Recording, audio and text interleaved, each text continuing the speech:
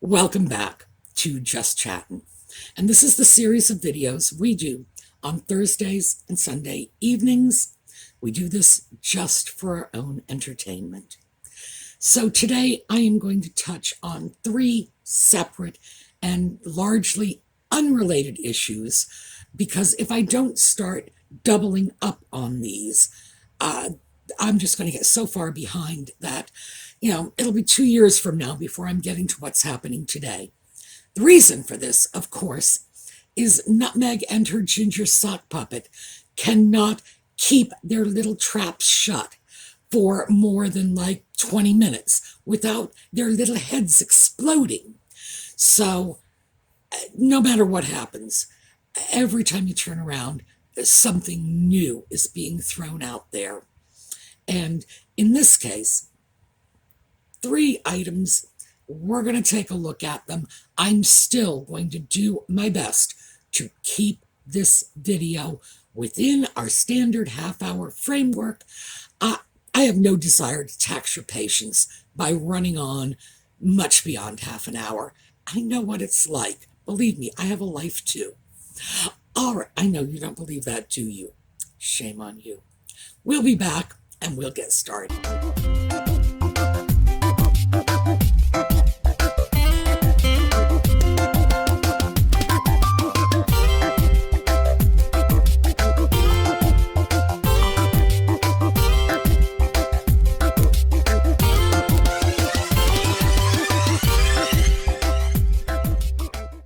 Well, let's start with the decision in the court case. Nutmeg did, in fact, win the appeal for invasion of privacy and infringement of copyright. So let's start with the judgment for invasion of privacy. £1. That's $1 and change. So why the court did this is interesting, because when a court makes a nominal judgment like that, what they are saying is, we agree you're right, you have the law on your side, but we don't agree that you were damaged in any way. So this was good, because the court was saying, in effect, get over it, you invade your own privacy, get a grip. The male will have to pay the legal fees, so the lawyers are going to get fat on this, and we're going to talk a little more about that later when we hit another subject. But all I can say is Nutmeg and the ginger sock puppet are an absolute godsend to the legal profession. This is a good time to be a lawyer, especially if you want to deal with those two, because they are so wildly litigious that they are just cash cows for the legal industry. The other part of the case, and this is the infringement of copyright, that's when they published a letter to her father, and as the author of the letter, she is the owner of the letter. Now, we've discussed this. In the US, you could make an argument that it was the intention of the writer of the letter that the letter be published. That's a legitimate legal defense in the US. Maybe it would carry, maybe it wouldn't. I can't see that that is a legitimate defense in the UK, which may be why the decision went down the way it did. I don't know. Again, we get into UK law, I just don't know enough about it. The settlement, which has not been disclosed, is all going to charity. And that seems to be how they negotiated it. They are not giving Nutmeg the money, per se. So, that, I suppose, is a win for justice, because it would be pretty appalling if she were actually able to make a profit on having engineered the publication of this letter and then, cried foul when it was actually published. So, some justice, small justice, what can I say? But I did find it very, very interesting that in the privacy issue, it was only a nominal judgment. Also, all of the commentators on this, despite the fact that Nutmeg is declaring this to be a landmark decision, no, it's not even close. This is normal. This is ordinary. The only thing that may be landmark about this case is that a member of the royal family sued the press. That's just not done. And we have trouble wrapping our heads around that concept in the US because we don't have a royal family. And we believe if you have reason to take the press to court, and I should say what comes to mind offhand is Carol Burnett. And a lot of you are my age or in there somewhere, and you'll remember Carol Burnett, just this unbelievably funny comedian, sued a newspaper for claiming that she was drunk and out of control at, I believe it was a party. I believe it was a private party. I don't recall the details. We're going back many years. Carol Burnett was very open about the fact that she came from an extremely troubled home in which both her parents were alcoholics and both of them died of alcohol-related illnesses. Carol Burnett was she was the poster child for temperance. And when someone said she was publicly drunk, she fought back and she won. So we look at this and say, hey, just because you're a celebrity doesn't mean they can make up things and drag your name through the mud. And because Carol Burnett was a much loved comedian, and because her personal tragedy, she was raised by her grandmother, and her personal tragedy was very, very well known. The idea that of all things they would say that this woman who was so negatively affected by alcohol was a raging drunk. It's like, oh my goodness. I don't know about you, but I was very pleased when she won that lawsuit. That's the sort of thing we're used to. We are not used to celebrities, politicians, anyone in the public eye going after the press just willy-nilly. We like a free press. We understand that if you're a public figure, you're pretty much fair game. We have our limits, as the situation with Carol Burnett shows, but we don't care for that sort of thing. So in that sense, we're pretty close in with the British when it comes to, gee, the royals shouldn't be suing. But that is the only thing that may have been groundbreaking. And I say may have been because I don't think anybody is going to hold Nutmeg up as the standard for royal behavior. I think, if anything, the fact that she sued will have a chilling effect on other royals that might be considering suing, but just don't want to be in the same boat with Nutmeg. What can you say? All right, next up, Archewell. The Archewell financials have come out. Now, most of this has been around for a while. However, we finally have the end of year paperwork. So even though we've had access to some of this for months now, the opera ain't over till the fat lady sings, and any number of things could have changed right up until the end of December. Archwell declared assets of less than $50,000. Well, it was donations, actually, of less than $50,000 at the end of 2020. So we know that even though the so-called charity was in business for at least 8 months, by the way, it was set up in April of 2020, didn't open a bank account until January of 2021, and the first deposit was in February of 2021. So Archewell was sort of in business, accepting donations, and Lord only knows where the money went. Not a clue.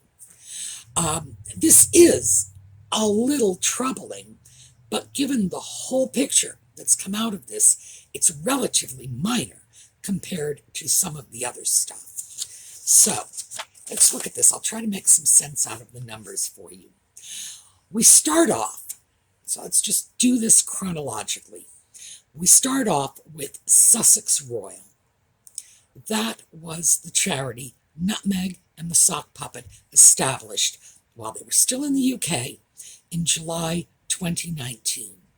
Now, it was early 2020 when they abandoned the UK. So we're looking at a charity that would have existed for only about 6 months in terms of its operations.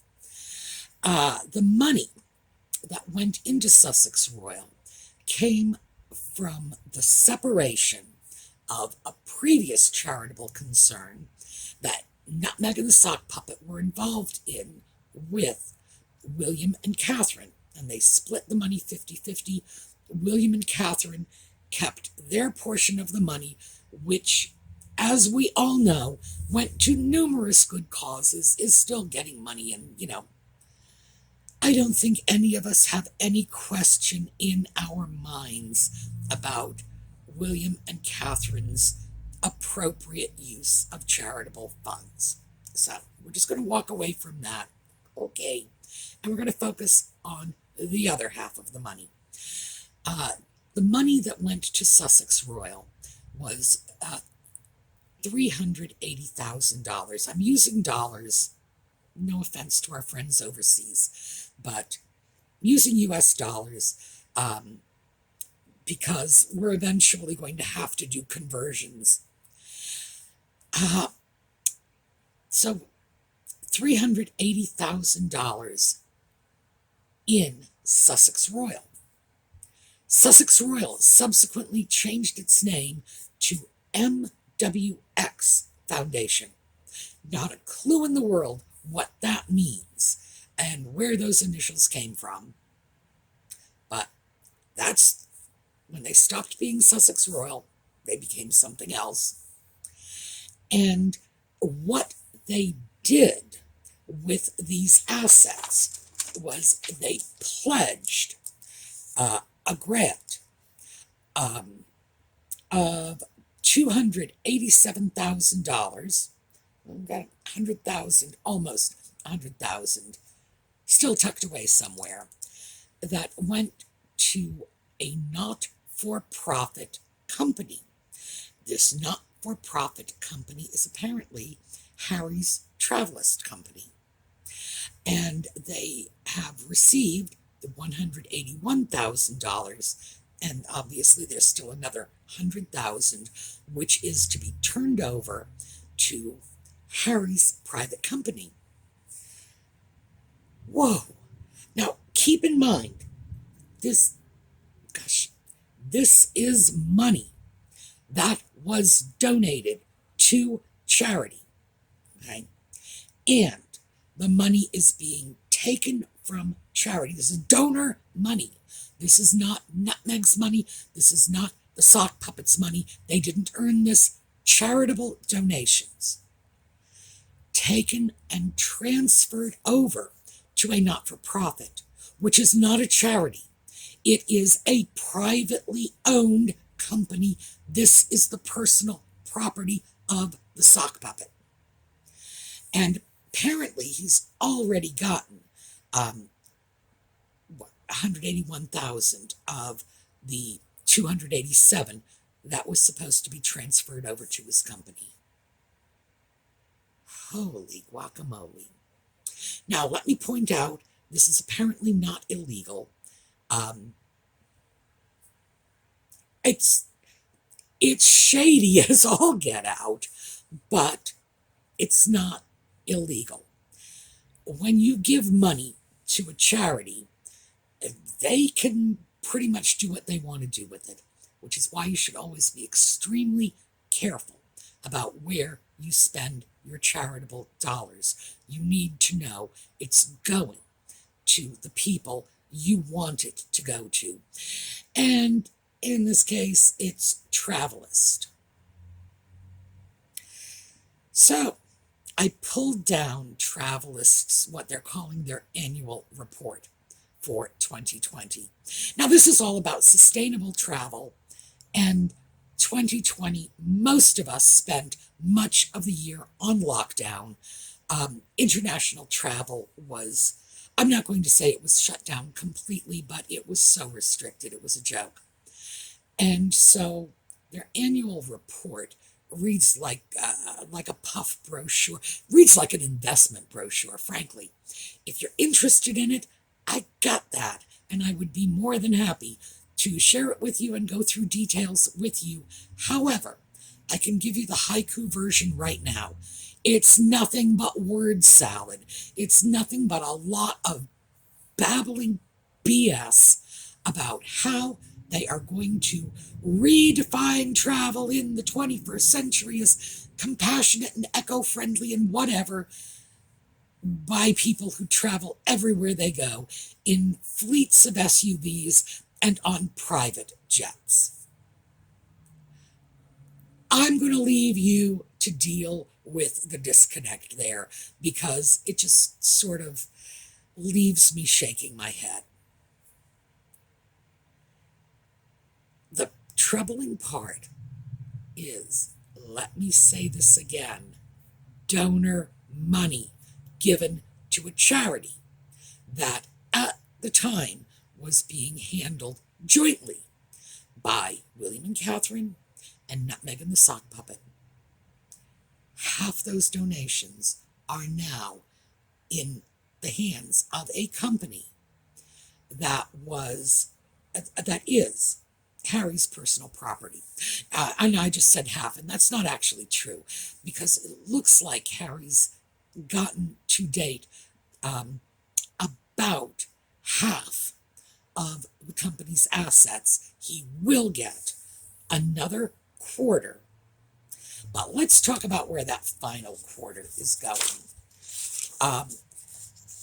Apparently, the legal fees in setting up Sussex Royal and obviously transferring it over to MWX Foundation and shutting it all down is already in excess of $55,000. And since the company is not yet shut down, it's going to be even more. Now, this is what I was saying when I said earlier, they are like a law firm's dream come true. $55,000 to set up a nonprofit that did nothing. The one thing they apparently did, other than hire lawyers, was transfer their assets over to Harry. So no business, there's no business that has to be concluded. It's merely opening a company up, which is something you do by filling out forms and filing them with the appropriate agency.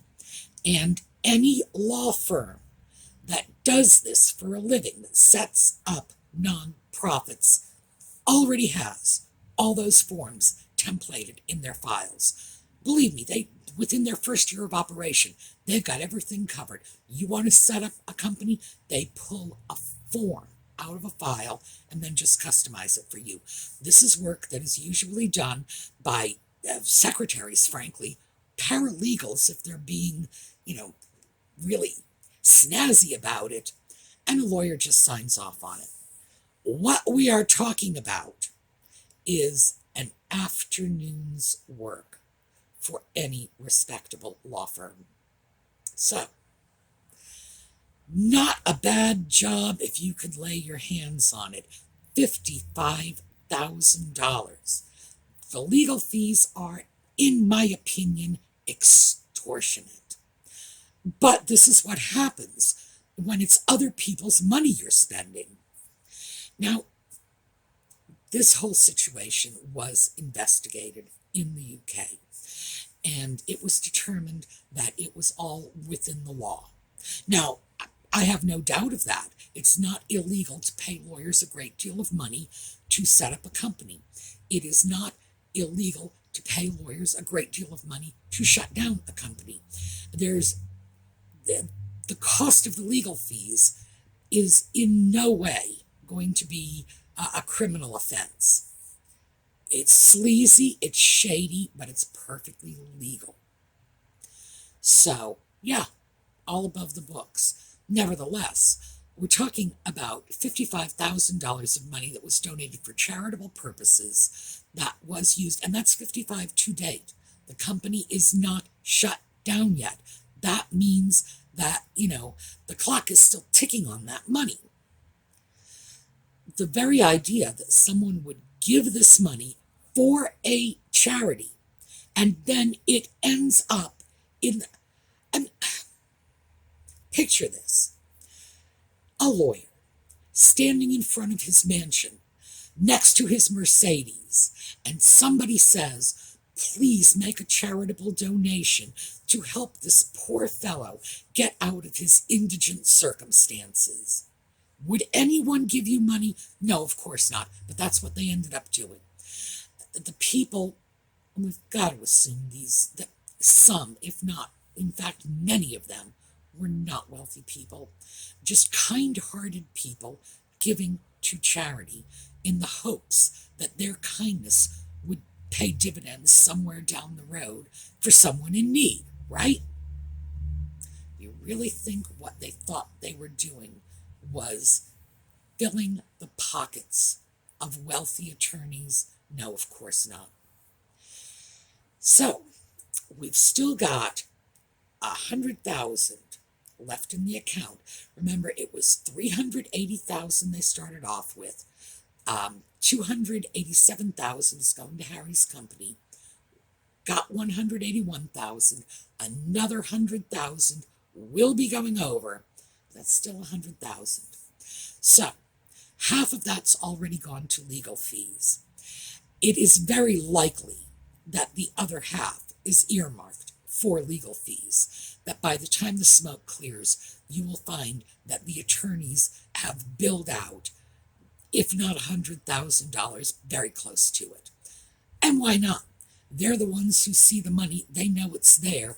They are almost certainly going to make sure they bill until they get as much of that as possible. I don't see anyone actually throwing any blame on them for this. This is what lawyers do. They are a sleazy breed. Oh, and by the way, there are some good lawyers out there, so I shouldn't say they're all sleazy. I just don't know any of the good ones. Let's just put it that way. Certainly, we are talking about an unbelievable abuse of charity. Harry's company, I have no idea how they can justify a grant to Harry's company. They've done it. It is entirely possible that there is something in the paperwork that does allow them to give money to non-charitable resources. Who knows? The other thing we need to look at is all of Archewell's transactions. Everything is completely opaque. And this is because they've incorporated in Delaware. Delaware prides itself on the opacity of its corporate paperwork, which is why people open companies in Delaware. It's very business friendly in that sense. Now, it's not all drug dealers and money launderers, but if you happen to be a drug dealer or a money launderer, Delaware makes it very attractive for you to do business there. So, we're going to have to walk away from that for a while. The takeaway from this one, though, is $380,000 of money given to William and Catherine and Nutmeg and the Sock Puppet and Nutmeg and the Sock Puppet have taken it. They are already squandering it. Oh, by the way, let me just read you this quickly. A substantial portion of funds went into setting up and then winding up a charity that was active for a relatively short period of time. That was the finding of the UK regulatory agency that investigated it. It's not illegal, but that was a little bit of a slap. That's the takeaway. This money was supposed to be going to people in need. Not even close. So, horrifying. All right, we're going to go over to a funny one. Oh, God, it's going to kill me to do this. Because that last was just, that was a mess. I'm going to stay on top of the Archwell financials and on top of the dissolution of Sussex Royal. When it changes, I'll let you know. Little Archie is going to nursery school. Nutmeg and the Sock Puppet have picked out an appropriate little nursery where he is going to be taught things like emotional literacy. God, I got through that without cracking up. When I actually started writing this down, I couldn't even get through the writing of it. I was laughing so hard. Fortunately, I guess I got that out of my system. He is going to be taught mindfulness. He is going to be taught sustainability. This is a school that teaches compassion and care for the environment, and they have gardens where they care for butterflies and hummingbirds. They teach Spanish, they teach dance, they teach coding, which is really interesting because clearly this kid is going to be illiterate in 2 languages, up 3 if you count coding. Where is the kid being taught to read and write and count? Doesn't seem to be part of the curriculum, does it? No. Emotional literacy. I don't even know what that is, by the way. Oh, and I should point out that my qualifications as an educator are so far beyond what would be necessary to teach 2-year-olds that it's not even funny. I do not know what emotional literacy is. I do not know what mindfulness is. I do not know what sustainability is. If you told me to teach that to a 2-year-old, no idea how I would do it. I would probably just give them a box of raisins and say, here, go play, honey. The fact is that this is one of the craziest educations I have ever heard of. And I feel very sorry for Archie because one fine day he might be compelled to interact with his little Cambridge cousins who are going to be very disappointed when they find out that the poor little child is illiterate in 2 languages. Good Lord. I truly feel sorry. As a serious, I truly feel sorry for these children because what is going to become of them? You know, they are not even going to be able to read and write. They are not going to get even the minimal education. 20 years from now, we're going to be looking at these poor little things and we are going to be saying, oh, looks like their daddy has all the brains in the family. Scary, scary thought. So, if any of you have any idea what emotional literacy, mindfulness, sustainability is, let me know. And by the way, so many times when I go through your comments and start reading, I laugh so hard. I actually have to walk away from it for a while because tears are running down my face and I can't read the next comments. So some of you are just bitingly funny, and that's one we're going to have to do in the near future. I'm just going to share some of my favorite comments with you because some of you folks, honestly, some of you folks should be standing up at a nightclub somewhere. All right, that's what we have today. I will see you as the weekend goes on for our thrifting videos and again on Sunday night. And trust me, Nutmeg and the Sock Puppet are absolutely going to come up with something new and wonderful to shred by the time we come back Sunday evening. All right, Giveaways still going on the SueMe's Angels Facebook webpage. This is continuing until all of the holiday giveaways are dispersed to their new homes. We are going to look at a little slideshow on our way out. So have a terrific day, and we'll see you next time.